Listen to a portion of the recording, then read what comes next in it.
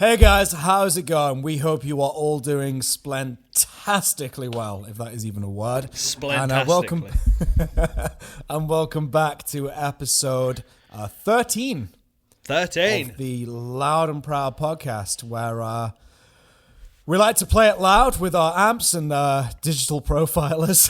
Sounds so gay. and sometimes plugins, bias effects, positive grid. If you're listening to this, I've been using you since day one. Come on, let's share the love, right? And we're goddamn proud of it. So, anyways, let's get the plug straight in. But yeah, welcome back. As you now know, we're doing one podcast every other week now. It helps us out massively. So thanks for your patience with that one. And yeah, it's nice. It feels like ages since I've done this, so it's nice to be back.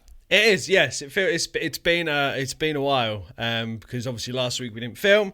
Filming this week, I've missed his joyful face as always.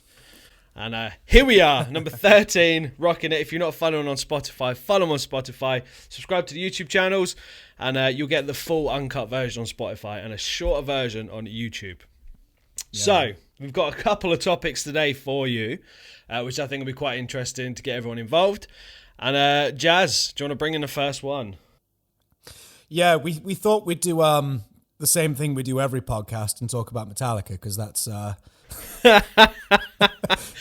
we only like one band, so if you haven't figured it out by this point. I mean, fucking, what was it, the last podcast we were talking about the Rock and Roll Hall of Fame, and then you just went on a Metallica bender, didn't you? But yeah, so today anyway, we're going to talk about the Metallica Masterclass thing that they're doing. Yes.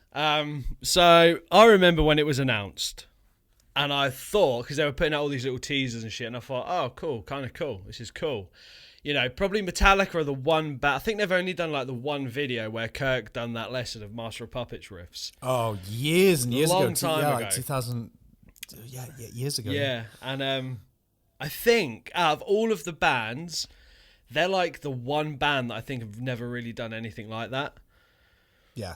Which I don't really get, because you think the amount of people that want to learn their stuff and cover their stuff on YouTube, like, yeah, I just questioned it when I've heard that Masterclass was coming out. I was just like, that's a good point.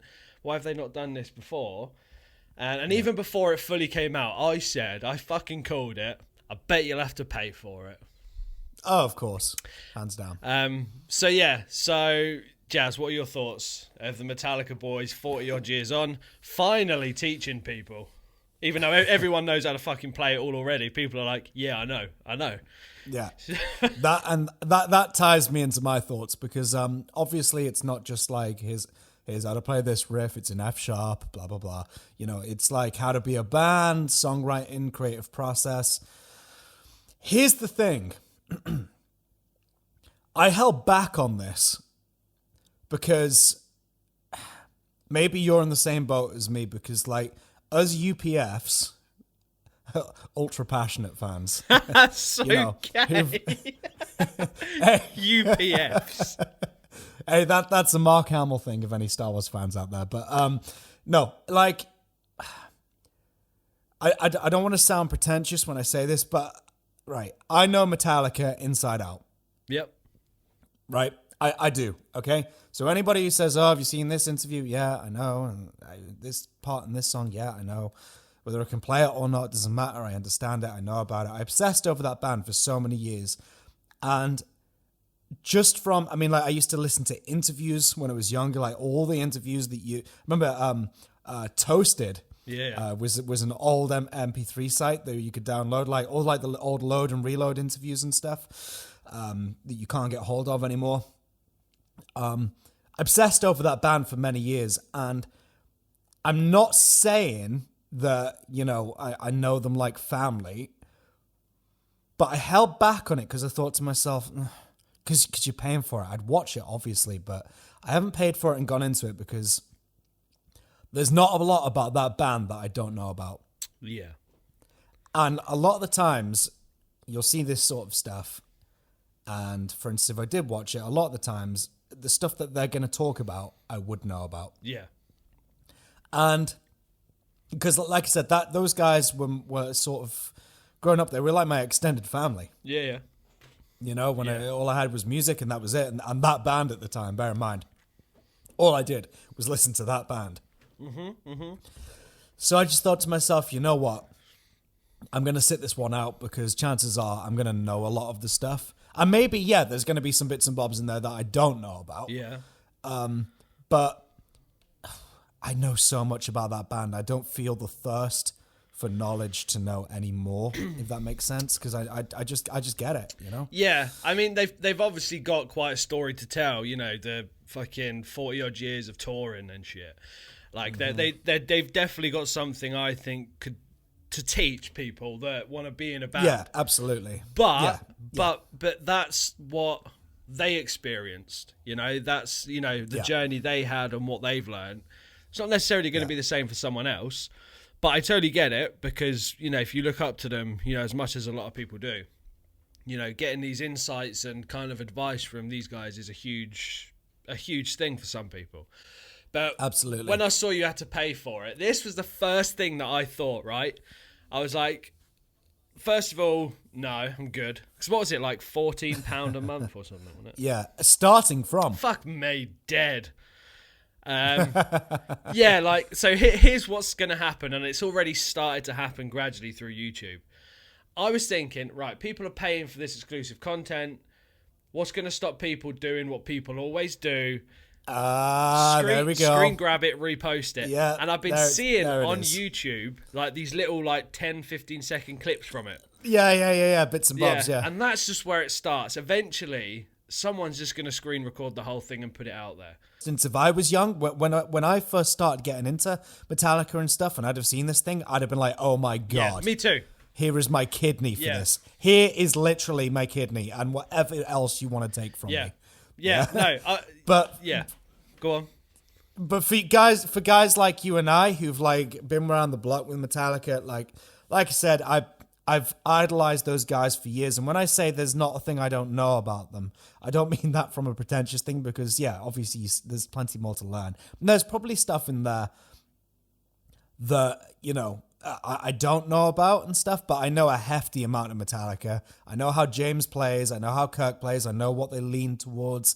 I understand each record, the cycle they've been through. I understand where they were at, which is why it produced a certain kind of music that it produced. And at this point in my life, I thought about this earlier. I saw and this is weird. I saw like on YouTube, you can schedule videos. And I think it was like the next one they've got coming up on the channel, like, I don't know, Ride the Lightning Live or Boom the Bell Tolls. And I just thought, I saw it, and in a very sort of unguarded moment, I went, oh, please, God, no. Because it's like, I've had it up to with Metallica content just for now. Just for now. I love the guys. I idolize them. My opinion will never change of them. You know, I really enjoyed watching them playing the other night. I think I watched like some of the new stuff from the concerts they've been playing, the festivals and stuff. But I was just like, I don't want to watch any more Metallica at this point. But for me, personally, at this point, it's just like, I'm happy to sit this one out. Yeah. You know, in terms of the masterclass. I mean, there's been times where, like, certain interview, because, like, what's that interview Hetfield did when he's talking about that Ken Lawrence guitar that was made from the wood from, like, their old shed? Oh, yeah, with the old... Yeah. Yeah. And I was like, right, cool new guitar, cool story. Why the fuck aren't you plugging a fucking thing in, you absolute piss face? I'm playing it. Playing the fucking thing. Yeah, and who doesn't want to watch that? Like, I guess the closest thing that we got was the Guitar Center thing, you know, with the Iron Cross, the white one. And he's just like riffing out. Who doesn't want to see that sort of like intimate moment of James just like rocking out with the guitar and stuff? Yeah. But yes, so if you did sign up for the masterclass, like, I think it's cool. Like Jazz said, for someone who's just getting into them, someone who's just starting to play guitar, that's like if I discovered, like you said, if I discovered Metallica now, and it was how I was back then, I'd 100% pay for it. Because that would be so fucking cool. But when you've been around the block so many times, you've learned the way they play, you've learned the way they structure riffs. You kind of know. And but yeah, let us know if you signed up for it. Let us know how it's going, if you're enjoying it, if you think it's a good thing, or like you agree with us, maybe. you know? Yeah, let us know if we're missing out. Maybe we should just bite the bullet. Yeah. And just do it because it's worth it, you know? All right, fuck. So yes, if you signed up to the Metallica Masterclass, let us know how it's going. Are we missing out? Do you think it should be free? And do you think Hetfield should play guitar more on YouTube? Lars should do a drum lesson. But moving on to topic number 2, which is a really cool one, something that I'm pretty sure everybody's experienced. I've got a few good ones. Jazz has got some. And that is... wait, what was it? I've forgotten. Just worst gig experiences. Worst gig experiences. And that could be anything from, I don't know, the band not showing up. You know? So I think I'll start off with one. So I'd probably start with... fucking hell, there's so many worse. What? All right, here's one. So I went to see... Bullet for My Valentine at the Royal Albert Hall in London back in 2000 and fuck knows when, long time ago. And me and a couple of my dipshit mates, we had booked tickets, we were on our way. I went out and I actually bought a really cool t-shirt the day before. It was like dark blue with like these cool patterns on and studs and shit because I was ghetto back then. We travelled to London, we got off the train. So the first part was we walked about 3 miles the opposite direction of where the venue was, which was interesting. And we said, where's the venue? And they were like, about 3 miles that way. Found out it was like right next to the train station. So we were kind of... So we managed to get in, we got there. And absolutely like amazing gig. Oh my God, I'm trying to remember it now. I can't remember... Yeah, I do remember it. Oh, it was really good. But yeah, so we went in, they were playing, we were down by the pit, and me and my mates were like, yeah, let's go in the pit. I was like, yeah, let's do this. We went in, you know, roughed around a bit, had a good time, let loose, let everything out. And then all of a sudden, I felt my t-shirt get, like, massively tighter, like, across the front, and I was like, what the fuck's just happened? And then it went loose again. I was like, oh, okay, maybe someone just grabbed it and, you know, swung off and clotheslined someone else. So then I came out the pit and I was like, oh, so good. That was so much fun. And then somebody pointed out to me that my brand new t-shirt that I had purchased had just basically had the whole back ripped off it. And I was stood there, right, unknowingly, like with the whole back of my t-shirt missing. Just without, and then someone's like, your t-shirt's ripped, mate. I was like, oh no. I put my hand back and all I could feel was skin. I was like, where the fuck's the rest of the t-shirt gone? So I was fuming because that was a really cool t-shirt. And to kind of tie this one in with another one, because it's been a lot of Bullet for My Valentine gigs where things have gone wrong. I was at the Alexandra Palace. My mate's dad was doing the beer for the show because he worked for Budweiser. That was the show where I licked their dressing room door. So we got in for free.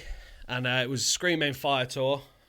Fucking nice. Insane. Mate, man. Waking a Demon. They'd done the Wall of Death. Insane. Yeah. And I was stood there, you know, just like enjoying my thing. And then this guy came walking past and he pushed me like he was being a dick. So I pushed him back, right? I was like, hoof. And then I looked back up at the stage thinking, you know, oh, this is a great night. All of a sudden I get a fucking fist right to the chops. And he absolutely just socked me one right in the teeth. And that was it for me. My whole gig was just ruined because I was in a little bit of pain and bleeding from the mouth. And B, he fucking just vanished. So that's that. Yeah, those two for me. I do have another one for later on. But those two just fucking were so shit because I lost half my t-shirt and I got punched in the face. But Man, I did. What if Bullet got... I reckon they paid someone to do it. Don't know why. It's like, there he is. He's back. Okay, so my worst gig experiences, if I'm honest with you, they've not been that many. But what I will say is, like, the last gig I went to, which any of my followers who listen to this, Bullet My Valentine, in a way, it was the worst gig I've ever been to, in a way, but it was the best. It was the best and the worst. Okay. Only like so there was just some like. Okay, so I was on the front row. Any of my followers will have seen it. I've got a whole vlog of the day, and you'll see my footage. I was right in front of Matt Tuck, and like, I mean, I'd seen them before at Slam Dunk, and I was just a couple rows back, but I was quite in front of him. This time, I was like, there he is, right the way through, making, you know, sexy bedroom eyes, sensual eye contact with one another. I was just like, yeah, BC Rich, fuck it, yeah.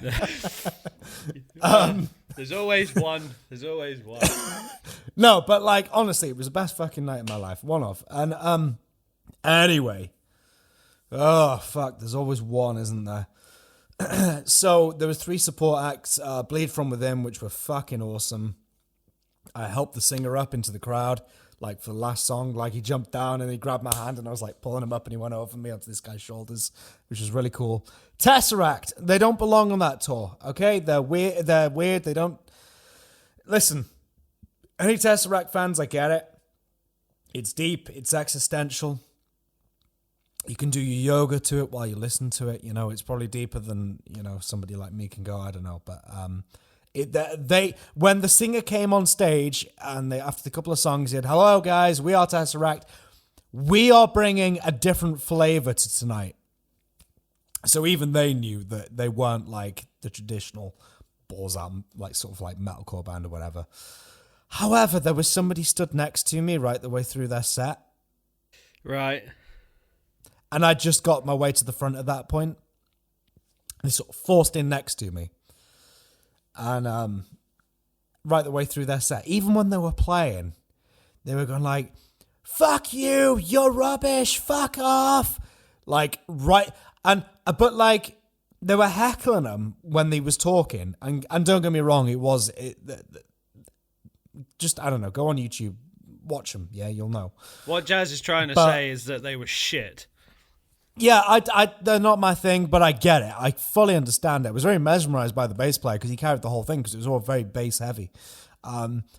But like either way, you stand there respectfully. This is the band they've chosen to take out on tour. You stand there through the set until your band comes out. You just watch, you know? And that person who was stood next to me heckling, that band had a lot more talent in the fucking middle finger of that bass player than that person's going to ever achieve in their entire life. And I go on record and say that. That's been one of my worst gig experiences. And that kind of ties me into my second one, which is, I guess, the latter part of the night, which is when Bolt My Valentine were on. Oh my God. That was a very tight venue, Victoria Warehouse. Like, really tight. They shouldn't have been in there. Like, the sound was so off because of how small a venue it was. It was really... I can't explain it. It was a great show. I enjoyed every fucking moment of it.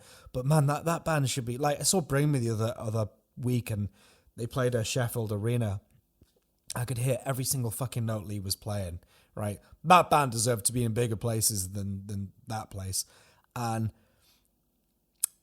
the crowd, me and my mate got separated. And I thought he was behind me, but one row for the entire set. And at the end, I texted him because I was right in the front, and I texted him saying, "At the bar, bro." And he was just like, he came and found me, and he was like, "I've been at the back all night." He said, "This guy, he loves the pits." Slipknot, for instance, we went to see Slipknot together. As soon as Duality started playing, like that, I pushed my fingers. He's like, the top was off, right? And he's like, ran straight into the pit, right? And he's all for it, but he said that crowd was not enjoyable to be in. And even he went to the back and hung at the bar for the entire thing. I'll back him up on that and say I was at the front, so I got the fucking brunt end of it. The crowd surfers would not stop. And I mean, they wouldn't stop. And I thought after the first few songs, they'd get it out of their system. Nope. And it was like the same people were running round and doing it. So I'd be pushing them over and I was like, "Oh, it's you again." When you're just trying to go, your tears stop. Do you know what I mean? It's not an enjoyable experience. Yeah. No, I totally agree. I'll tell you what, I've got one quickly before we wrap up episode 13. It was when I saw Metallica at Sonosphere. Yeah. So that was a fucking amazing show, like fucking beyond amazing. They've debuted fucking, that was when they were playing Lords of Summer live. Nice. And what's really cool as well is my girlfriend was at that show at that time and I didn't even know. That's crazy. Yeah, I saw like loads of pictures. I was just like, I was there. But yeah, it was really cool. It was a great show. Metallica fucking killed it. That, like, for an outdoor gig as well, it sounded phenomenal. But stood there enjoying it. I was like 5-6 songs in. I was like, this is fucking awesome, man. Then this dick came and stood next to me with his mates. They were obviously all fucking drugged up and fucked up. I was fucking stood there listening to fucking, you know, Lords of Summer, and this guy's like, yeah, well, no, fucking hell, basically what she said, mate, is there was a have returned. Yeah, but basically I told him to fuck off. Oh, fuck and like, off. so in my left ear, I've got like Metallica going, you know, from, you know, front of me, but in my right ear, I've got this guy giving me a life story about his Auntie Susan or some shit. And then he started like putting his arm around me and he's like, oh, you right, mate? You right, mate? I was like, yeah, I was trying to watch the band like you should be doing. And it was, he just would not stop talking to me. And that day I had from the day before, I had severe sunburn on my left arm. So I was laying out in the sun for like 5-6 hours. Red hot sun was on my arm all fucking those hours. And it started to blister. So Sonosphere, it was a really hot day. I put I had like a red check shirt on, and even through the shirt, I could feel the sun, right? So I tried to stay in the shade.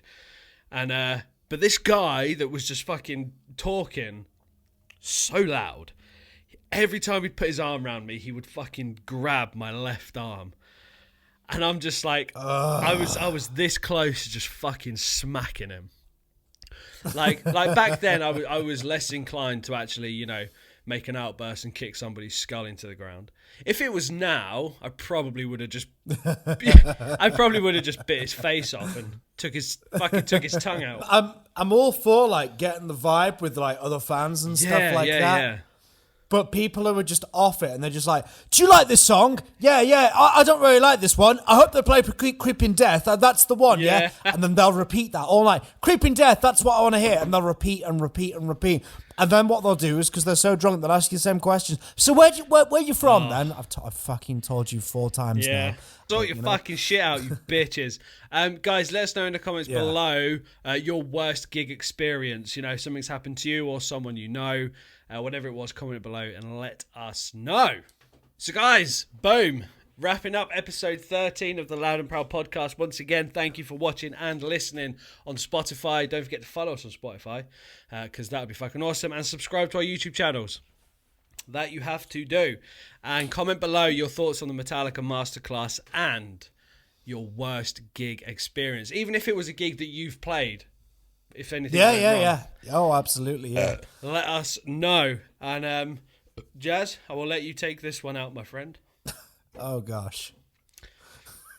Here we go. Have you calmed down now? Have you calmed down? I don't know. Fuck. Shit. Right, guys. Thank you so much for listening to this. We really appreciate it. You guys who are lifers, whoever you are, like if you've been with like Matt the Riff Master for like day one when he was like doing like Snakebite, Ernie Ball string demos and shit like that back in the day. OG fucking fans like me, fucking fanboys, you know. There you go. You know, all the guys who hit the fucking middle, yeah, when like this fucking beard appeared on his face. And then all you guys who are now, who found my channel, who's like the Matt Tuck wannabe with a purple guitar, whoever you are listening to this, we fucking love you. Thank you so much, you know. If you guys didn't listen, we just wouldn't do this, you know. So the fact that you're doing this, listening to this is great. So that said, we appreciate you. We love you. We hope you've enjoyed this episode. Oh, yes. And until next time, grab your fine beverage of choice. Whether it's, I myself am enjoying myself a St. Michael. Me with too. Some Woodsman whiskey because I have a problem. But yeah, but whether it's your black coffee on a Monday morning, you're going into a hard day's work, whether it's a Mountain Dew or maybe a nice chilled J2O. Or a Playing it safe. or a 6-pack as you're driving to your mother-in-law's house. Yeah, exactly. We want you to stick that in the fucking sky and raise your beverage. Raise your beverages. Shit. And finally, you know what to do. You've heard it since day one. Yeah, let's have all of you say it along now with Jazz. Are you ready? Everyone at home, are you ready? ready? Here we go. Take it away. Let's go. Rock out. Be awesome. And See ya! God damn. Motherfucker.